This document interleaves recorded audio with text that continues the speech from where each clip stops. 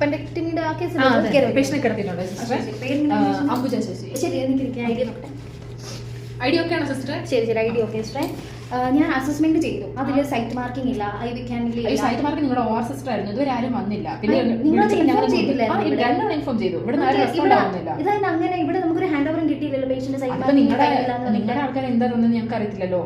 പിന്നെ ആണെങ്കിൽ abdomen shave ചെയ്തിട്ടില്ല, ഇനിമേലും കൊടുത്തായിരുന്നു. ഇനിമ കൊടുത്തിട്ടുണ്ട്.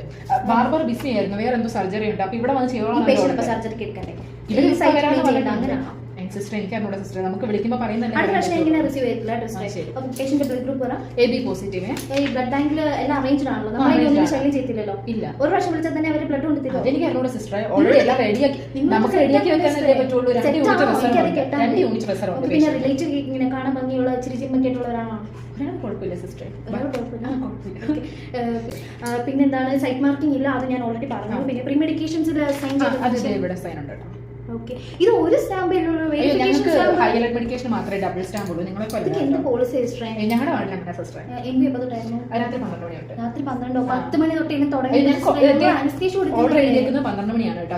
12 മണി സ്റ്റാർട്ട് അറിയാത്ത ഡോക്ടർ ഇരുന്നാലും സിസ്റ്റർ എന്നോട് 10 മണി തൊട്ടായി ഫോളോ ചെയ്യാനല്ലേ പറ്റുള്ളൂ സിസ്റ്റർ. എന്നാ പിടിച്ചു, എനിക്ക് അവിടെ ഇഷ്ടംപോലെ പേഷ്യന്റ് ഉണ്ട് കേട്ടോ. ശരി, അടുത്ത പ്രാവശ്യം എങ്ങനെ റിസീവ് ചെയ്തു?